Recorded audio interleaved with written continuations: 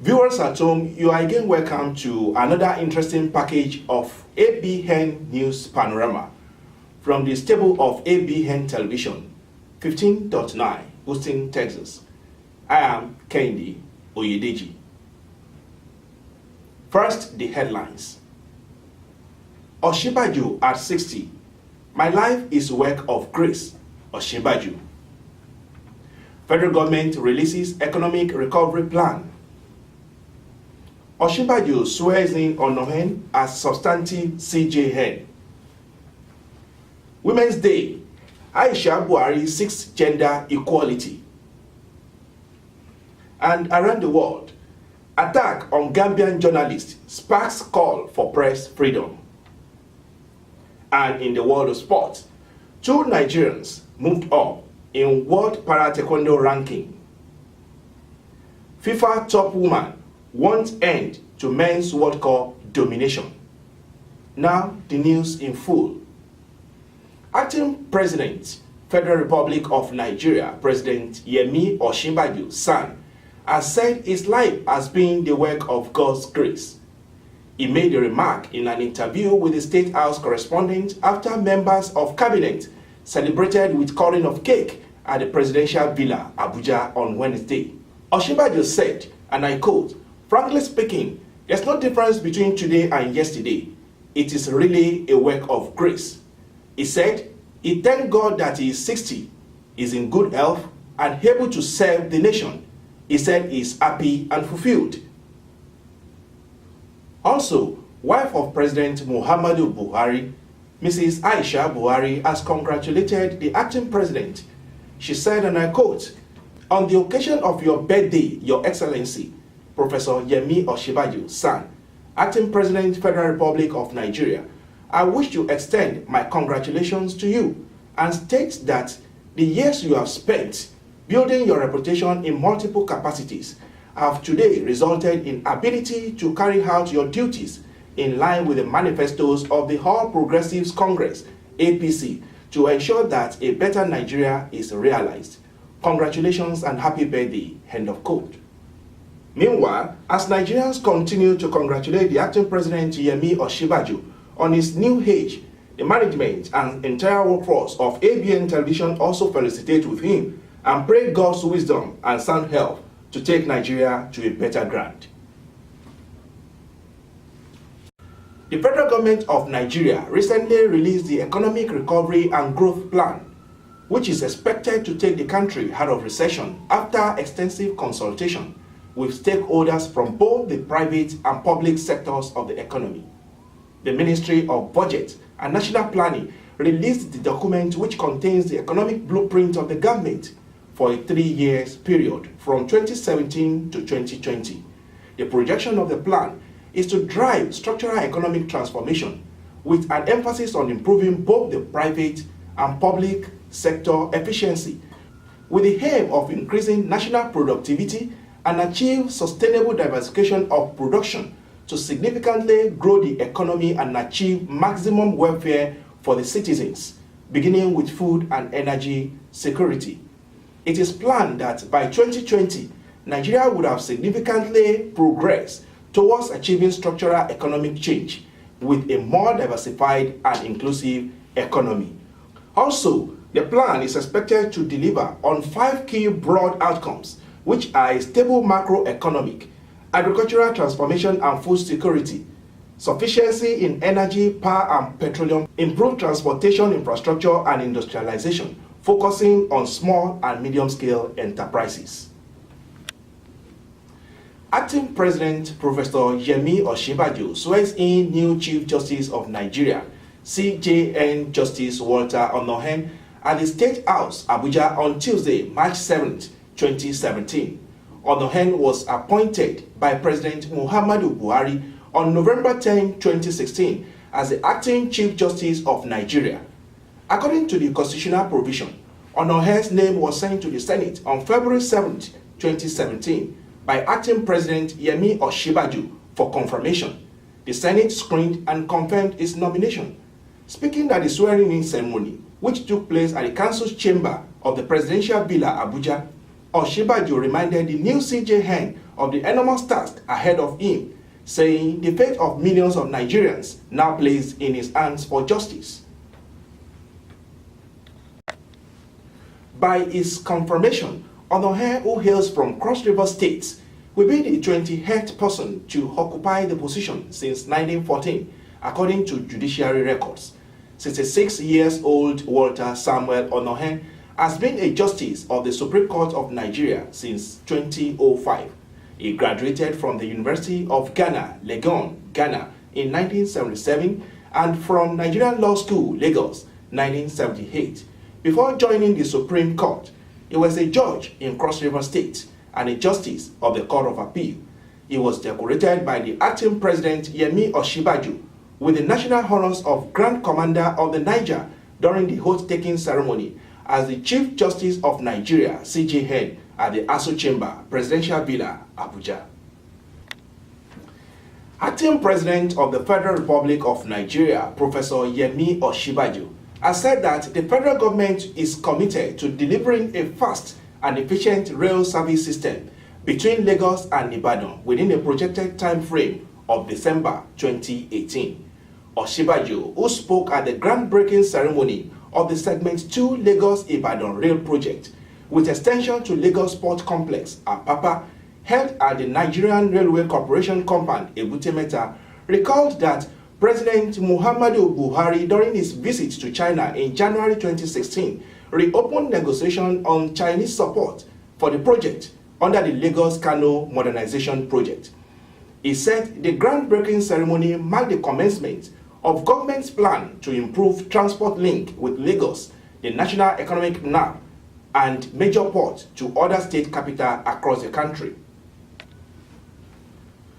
The acting president said an active and vibrant railway system confers many benefits on the society, adding that government goals is to restore a railway using culture for both commercial and personal transportation. He said the project will create up to 500,000 jobs and facilitate the movement of up to 3.2 million tons of cargo per annum, also reducing the burden of national highways, reducing deterioration and increasing lifespans of roads. It will also diversify economy and enhance export potentials.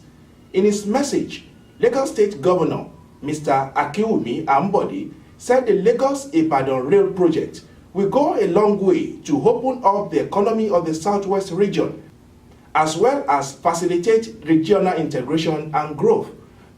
Mr. Ambode, who expressed delight, said the agricultural sector would receive the long-awaited boost, as the rail line will be a fast and convenient means of transporting farm produce from the hinterland to the city, thereby increasing the economies of the state.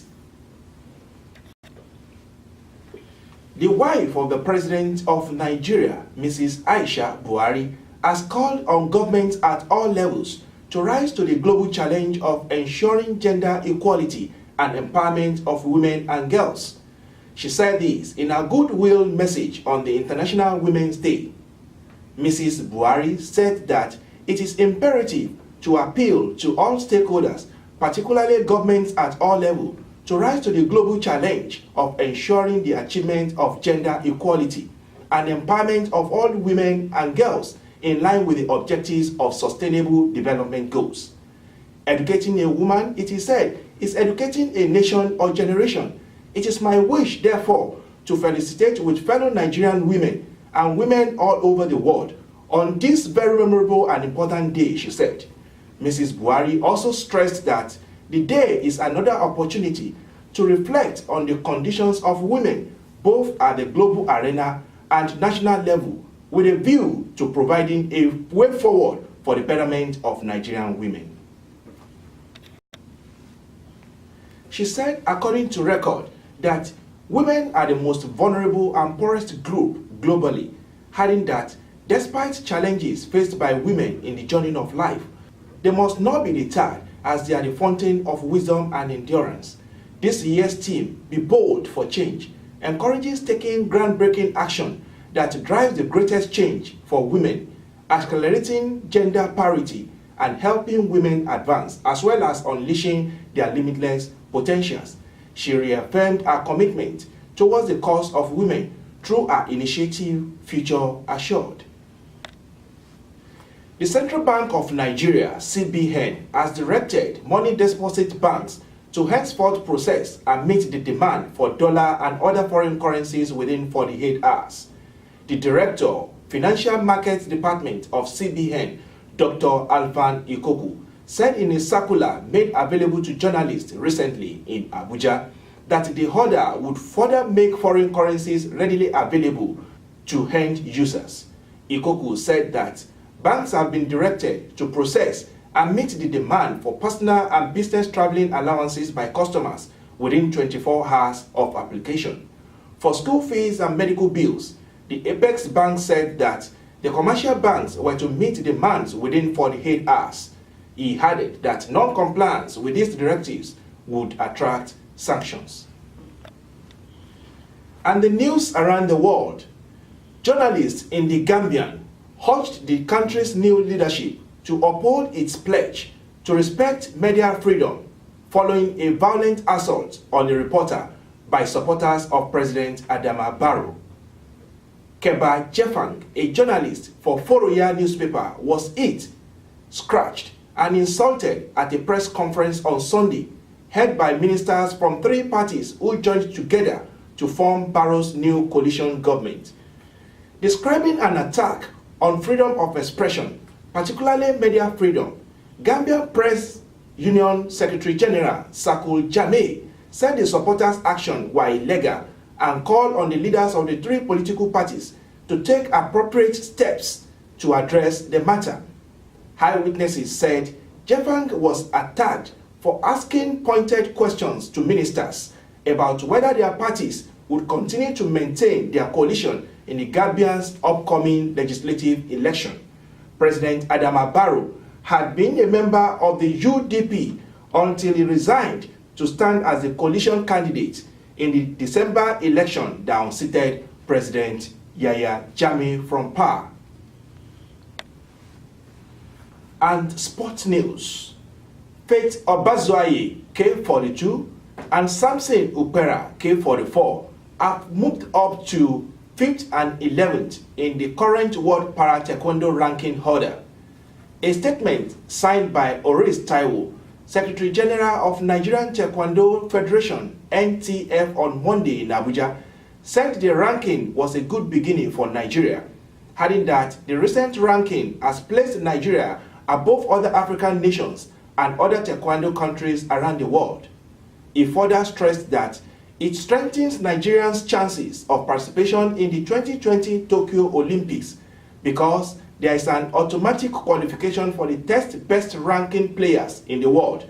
He said the federation is working hard to participate in the World Taekwondo Championship in Rwanda next month, which will further boost the country's ranking and performance at the world event. Nigerian Professional Football League (NPFL) youth team coaches attending a clinic in Abuja have been urged to make most out of the workshop, which has the resource persons from Spanish La Liga. The clinic is organized by the league management company LMC in collaboration with the La Liga Nigerian office, with Oscar Bruzo, David Asner as La Liga technical instructors.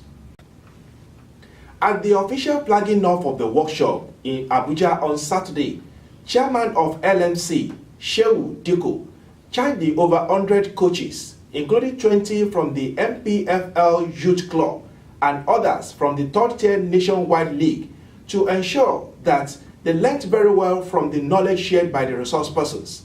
He said the seminar presents an opportunity for those in attendance to learn the art of scouting, coaching, and many more.